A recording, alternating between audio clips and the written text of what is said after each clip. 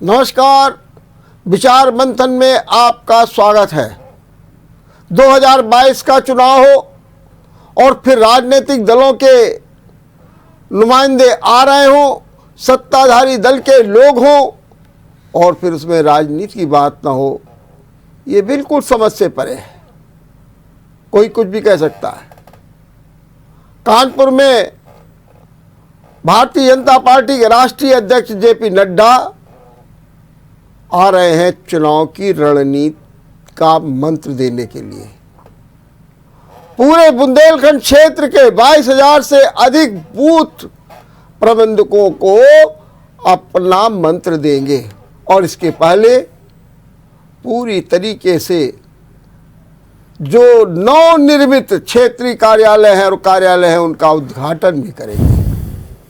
लेकिन इसी बीच एक कार्यक्रम और लग गया। नामदेव गुरुद्वारा में सम्मान समारोह और जेपी नड्डा के साथ में रहेंगे मुख्यमंत्री योगी आदित्यनाथ। अब सवाल एकदम उठ गया, राजनीति में चर्चा का विषय बन गया कि आखिर कार्यक्रम दो थे, ये तीसरा कार्यक्रम क्यों लग गया, इसकी क्या समसामयिकता है, इसकी क्या राजनीति है, इसके पीछे क्या संदेश है। आज इसी पर चर्चा करेंगे और इस चर्चा में भाग लेने के लिए हमारे साथ है पंजाबी अकादमी उत्तर प्रदेश के उपाध्यक्ष गुरविंदर सिंह जी छाबड़ा। गुरविंदर सिंह जी, मैं आपका बहुत बहुत स्वागत करता हूं। कल आपके राष्ट्रीय अध्यक्ष आ रहे हैं, मुख्यमंत्री आ रहे हैं और उसी में एक अभिनंदन समारोह हो रहा है।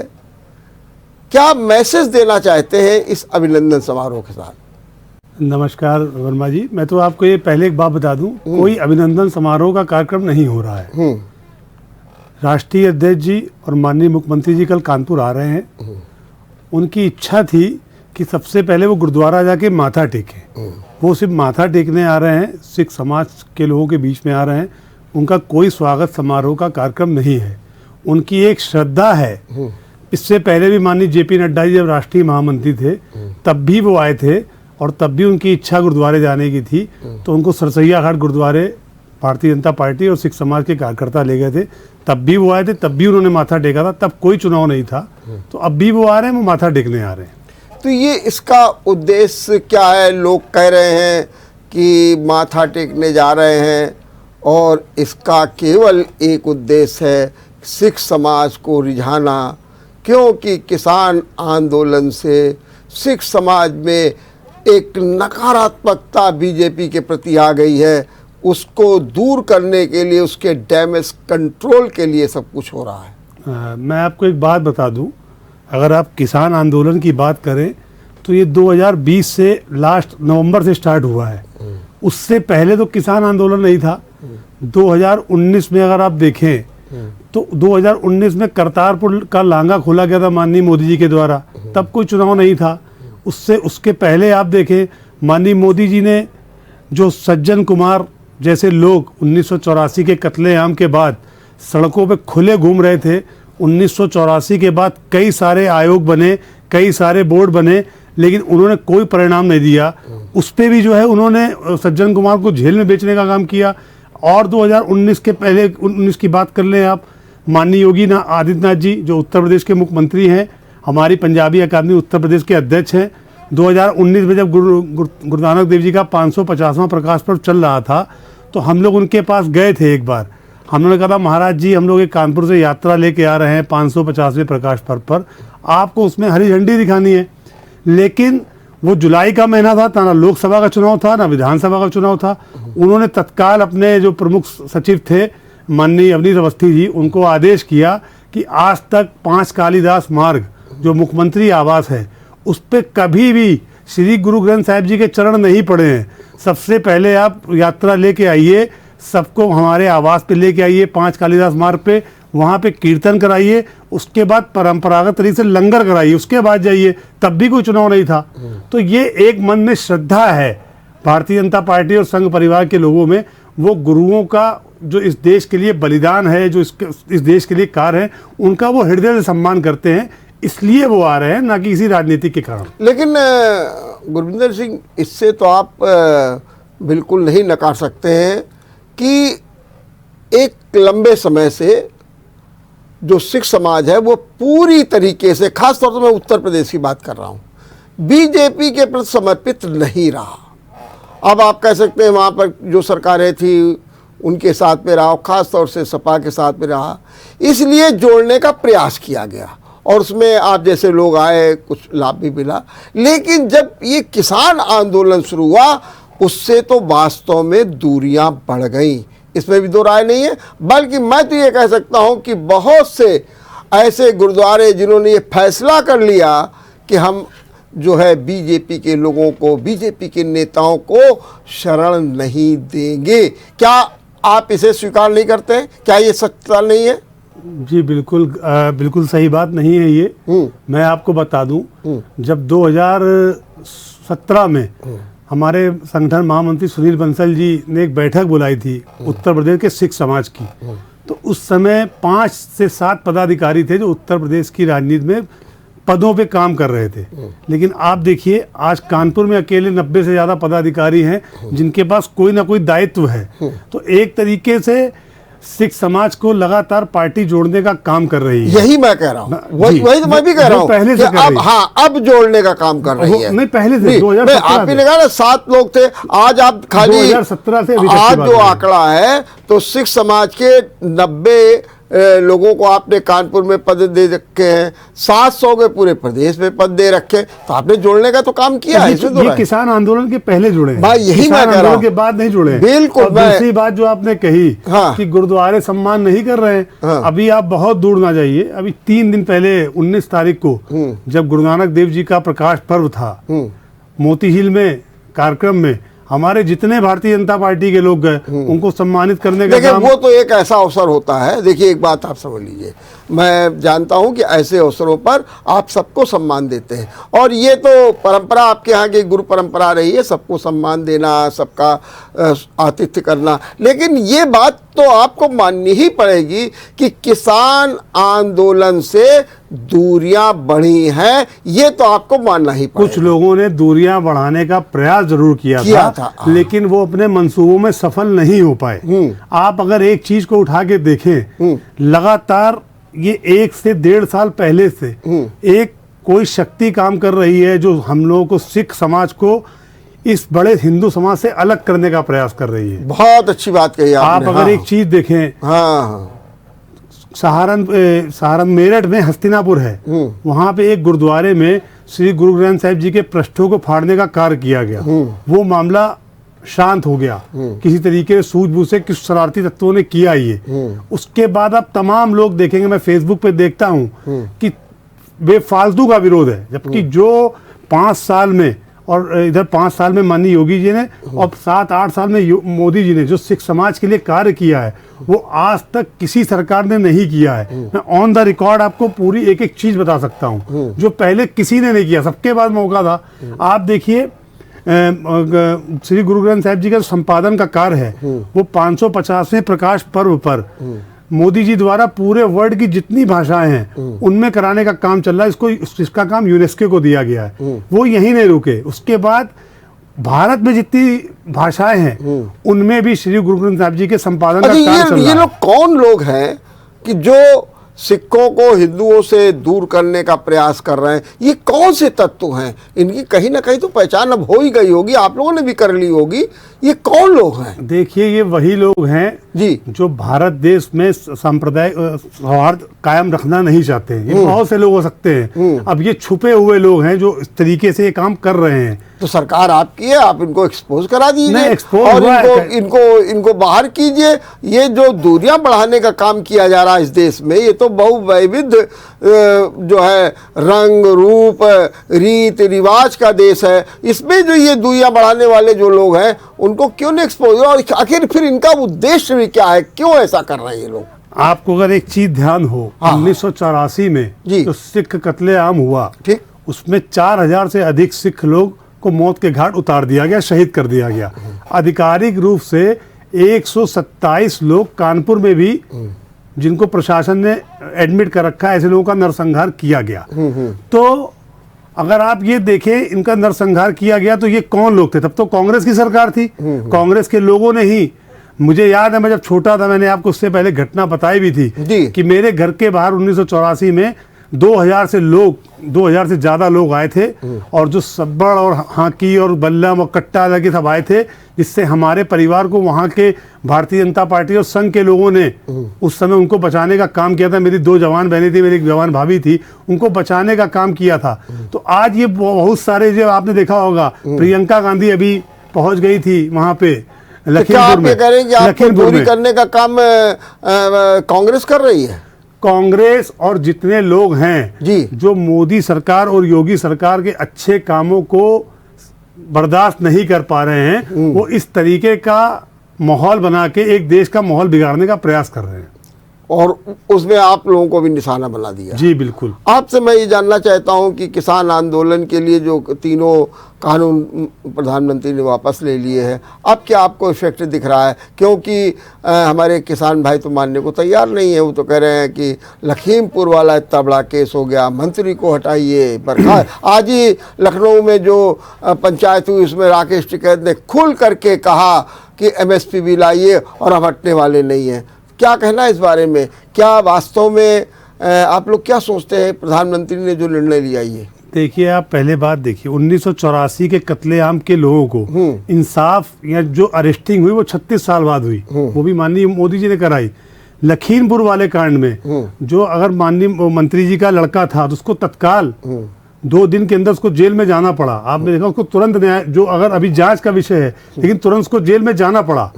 तो इस तरीके के काम तो हमारे यहाँ लॉ एंड ऑर्डर को लेके चाहे कोई भी हो, XYZ कोई भी हो, उसके प्रति कोई भी नरमी नहीं बरती जाती है। अगर जो दोषी होगा उसको दंड मिलेगा, ये हमारी सरकार की प्राथमिकता है और वो करती भी है। जी, लेकिन मेरा सवाल केवल सीधा सीधा ये है कि मांग तो मंत्री के बर्खास्त की हो रही है कि मंत्री को बर्खास्त कर दिए, और आपने कहा कि जांच चल रही, उसके बावजूद 2 दिन में उसको जेल जाना पड़ा। तो प्रथम दृष्टया कहीं कुछ ना है, इसलिए उसको जाना पड़ा। इस जांच में जो दोषी होगा, चाहे वो कोई भी हो, आपने इस लखीमपुर की घटना के बाद माननीय योगी जी का वीडियो देखा भी होगा। एक माननीय पत्रकार महोदय ने कहा था कोई भी हो, 3 बार कहा था कोई भी हो, तो उन्होंने भी कहा था कोई भी हो, अगर जांच में दोषी पाया जाएगा तो वो जेल की सलाखों के पीछे होगा, चाहे वो कोई भी हो। लेकिन अभी किसान आंदोलन से जो डैमेज कंट्रोल होना था वो अभी हुआ नहीं है, ये तो आप मानेंगे? देखिए, डैमेज कंट्रोल कहने में अभी 4 दिन का दौरा करके आया हूँ जी, बिजनौर का, नूरपुर का और मुरादाबाद का, मुजफ्फरनगर का और सहारनपुर का। बहुत लोगों में उत्साह है। जो बहुत थोड़ी बहुत नाराजगी थी किसान आंदोलन को लेके, वो जो बिल वापसी हुआ उससे वो लोग पूर्ण रूप से सहमत हैं, खुश हैं, और हमारी पार्टी और मोदी जी और योगी के साथ में हैं। लेकिन जो ये किसान आंदोलन जो अड़े हुए लोग हैं मांग को लेकर के, उनके बारे में क्या कहना है आपका? देखिए, मुझे लगता है कि जो 3 कृषि कानून थे उसको वापस लेने के बाद ये तो जबरदस्ती की बात है कि आप देश का माहौल अभी भी खराब करने का प्रयास कर रहे हो। तो मुझे लगता है कि देश की जनता बहुत समझदार है। जब यहाँ पे उसको जो ठीक दिखता है उसके पक्ष में वोट करती है। 2014 से लेके अभी तक 14 का चुनाव हो, 17 का चुनाव हो, 19 का चुनाव जिसमें सपा और बसपा ने गठबंधन कर लिया था, उसके बाद भी उत्तर प्रदेश में इतनी बड़ी सफलता मिली थी।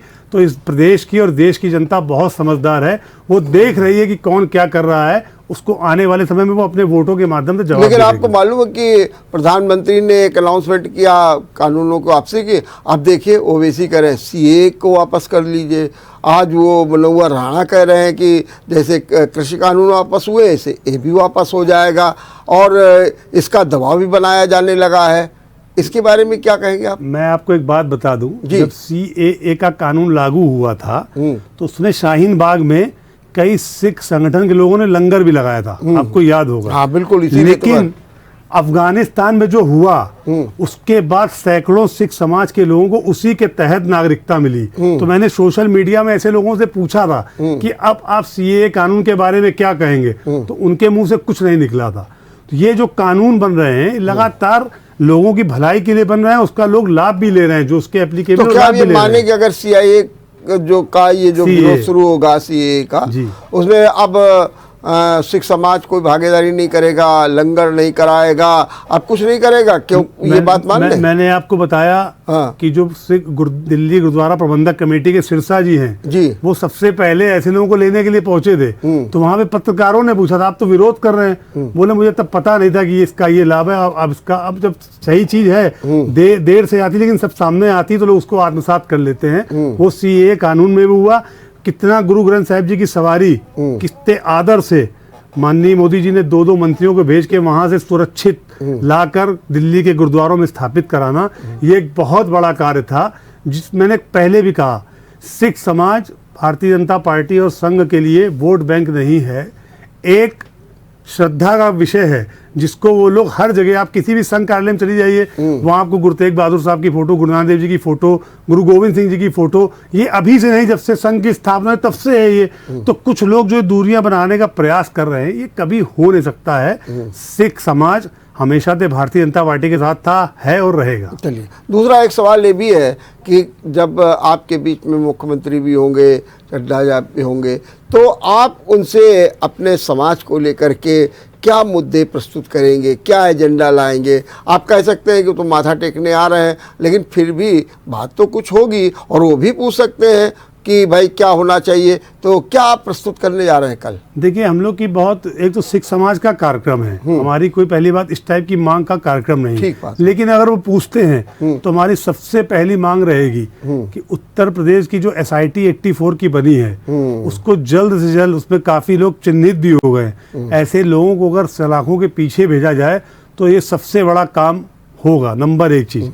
नंबर 2 चीज, उत्तर प्रदेश पंजाबी अकादमी द्वारा श्री गुरु तेग बहादुर जी के प्रकाश पर्व पर लगभग उत्तर प्रदेश के 11 शहरों में लेजर और लाइट शो का आयोजन हो चुका है। में बड़ी संख्या में सिख और पंजाबी और अन्य वर्ग के लोगों ने भाग लिया है। मैं आपको बता दूं, पिछली 10 तारीख को कानपुर में रावतपुर गांव के अंदर श्री गुरु तेग बहादुर जी का लेजर और लाइट शो हुआ था, जिसमें हम लोग गिनती के 10 सिख गए थे और 900 से ज्यादा लोग अन्य समाज के थे। उन्होंने जब इस बलिदानी को देखा तो उनका माइंडसेट सिख समाज के प्रति और चेंज हुआ कि अरे गुरु जी ने धर्म की रक्षा के लिए अपना सर्वस्व निछावर कर दिया। तो इस टाइप के कार्यक्रमों की भी हम लोग मांग करेंगे कि उत्तर प्रदेश में और अधिक स्थानों पे हों, ताकि एक सामंजस्य बने और एक समरसता का माहौल भी बने। कल बीजेपी का भी कार्यक्रम है और बूथ प्रबंधन के लिए भी जीत का मंत्र भी देंगे। इस बारे में क्या होने जा रहा है, क्या क्या प्रोग्राम होगा, आपकी तो जानकारी में पूरी तरीके से? देखिए, जो बूथ प्रबंधन का कार्यक्रम है, हमारे यहाँ पूरे उत्तर प्रदेश में 1,64,000 समथिंग वो बूथ हैं पूरे उत्तर प्रदेश में। अभी बढ़े हैं, उसके अनुसार कुछ बढ़े भी होंगे। हमारा 1,60,000 बूथों पे पूरा काम हो चुका है, हमारे पदाधिकारी बन चुके हैं। तो ये कानपुर क्षेत्र का कार्यक्रम है, जिसमें कानपुर बुंदेलखंड क्षेत्र के 22,000 से अधिक हमारे बूथ के अध्यक्ष आएंगे और उनको अमित शाह जी, JP नड्डा जी अपनी बातों को बताएंगे और उनको जीत का मंत्र देंगे 2022 का। लेकिन ये कहा ये जा रहा है कि जो जीत का मंत्र देने आ रहे हैं, उसके पीछे एक बड़ी रणनीति ये है कि कहीं ना कहीं इस समय बीजेपी के खिलाफ माहौल बनता जा रहा है।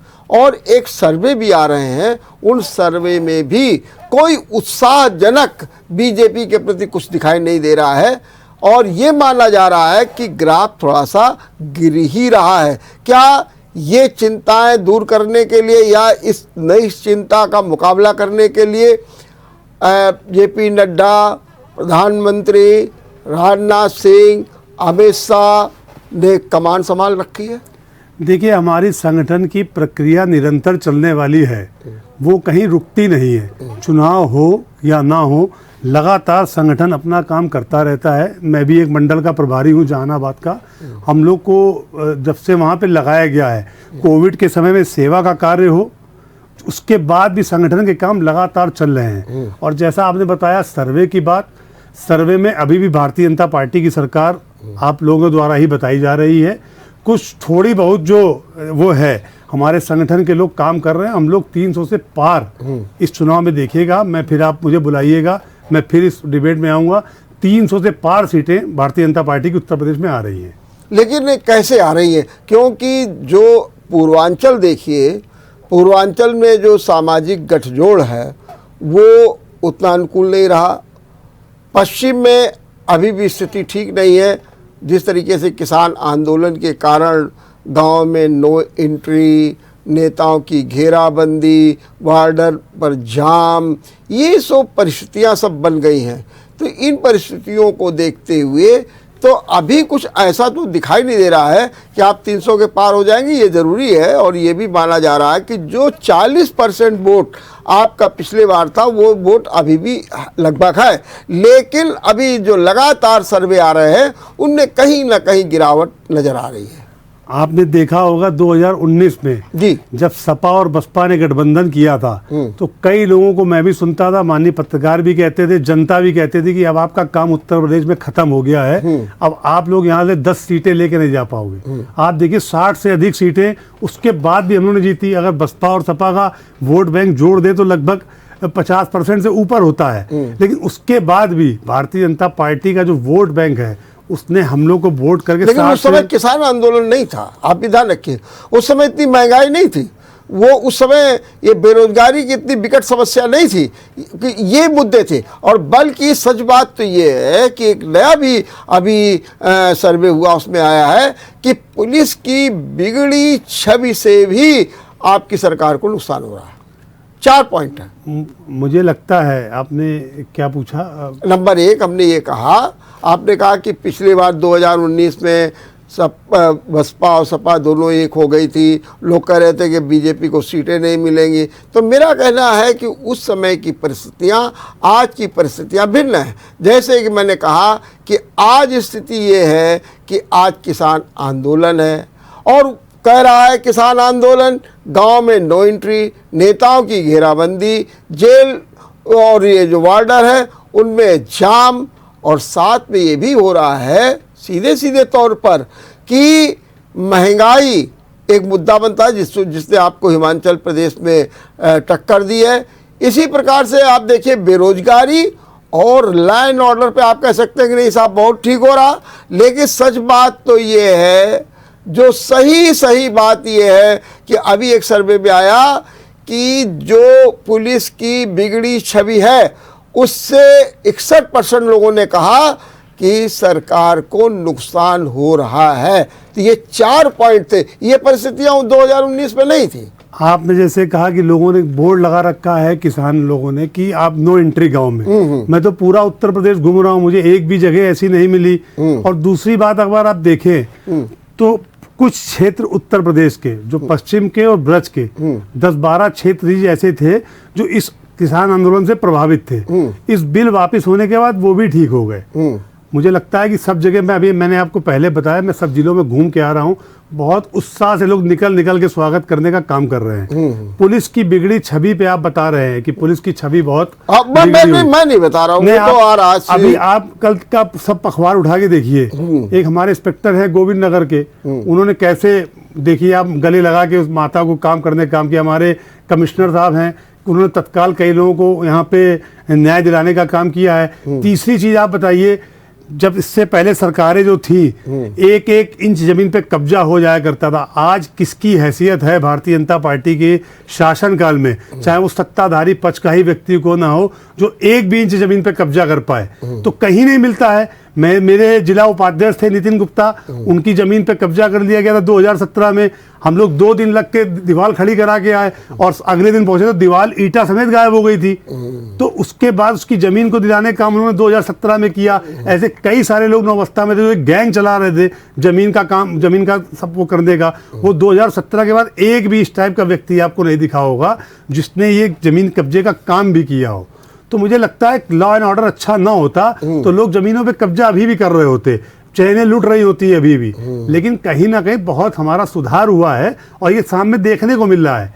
तो आप बताइए कौन सी महिला चैन पहन के नहीं निकल रही है? और 2016-17 के पहले आप स्थिति देखिए, मेरे घर में लोग कहते थे कि चैन पहन के बाहर ना लगो, रोज चैन छीन रही है। देखिए, मेरा सवाल था पुलिस की बिगड़ी छवि। जैसे कि आपको गोरखपुर का कांड हुआ, यहाँ का एक नवस्था का कांड हुआ, यहाँ पर जो है आगरा का एक कांड हो गया, जो वहाँ पर जो है एक सुल्तानपुर में कांड हो गया। मेरा सवाल केवल है कि ऐसे जो पुलिस ने अपनी छवि के कारण सरकार को नुकसान पहुंचा, मैं उसकी बात कर रहा था। आपने देखिए जैसे गोरखपुर कांड की चर्चा की जी, तत्काल जो इंस्पेक्टर और जितने लोग दोषी थे आज जेल के अंदर हैं। पहले ही अगर ये कांड हुआ होता तो अभी तक बच के बाहर निकल गए होते। तो हमारी सरकार में 0 टॉलरेंस पे सरकार चल रही है। कोई भी हो, इससे पहले भी मैंने कहा, कोई भी हो, मंत्री हो, विधायक हो, पुलिस वाला तो हो। आपको ये लगता है कि इस बार भाजपा की लड़ाई किससे होगी? हमारी लड़ाई, सबकी लड़ाई हमसे है, हमारी लड़ाई किसी से नहीं। सपा को नंबर 2 पर नहीं मानते हैं आप? हमारी लड़ाई, सबकी लड़ाई हमसे है। लेकिन कोई ना कोई चैलेंज तो होगा ही इस इलेक्शन में आपके लिए, जिसको आपको दूर करना है। हमारा कोई चैलेंज नहीं है। जिस तरीके से हम लोगों ने 5 साल में योगी सरकार ने कार्य किए हैं और जिस तरीके से संगठन की रूपरेखा बनी है, बूथ लेवल तक पिट कमेटियां हमारी बन के तैयार हैं और वो काम कर रही हैं। उसके आधार पे हमें लगता है कि बहुत आसानी से हम लोग ये चुनाव जीतेंगे और जनता हमारे साथ में है। और आप 300 का आंकड़ा भी पार करेंगे। जी, चलिए, बहुत बहुत धन्यवाद गुरविंदर जी, आपने बहुत अच्छे ढंग से अपनी बात की। आप ये निश्चित रूप से 2022 का जो चुनाव होगा उसके परिणाम बताएंगे, लेकिन निश्चित रूप से कुछ चुनौतियां हैं, उनका भी सामना करना है और उन्हीं चुनौतियों का सामना करने के लिए नड्डा, मुख्यमंत्री, राजनाथ सिंह, हमारे प्रधानमंत्री सब आ रहे हैं। निश्चित रूप से ये माना जा रहा है कि डैमेज भी कंट्रोल होगा और आपका रास्ता भी साफ होगा। देखते रहिए विचार मंथन। नमस्कार।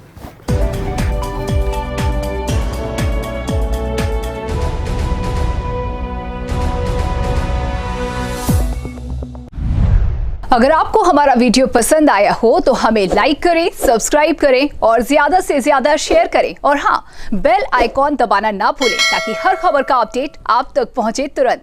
आप हमें इंस्टा, ट्विटर और फेसबुक पर भी फॉलो कर सकते हैं। हमारी आईडी है @JMT News Flash।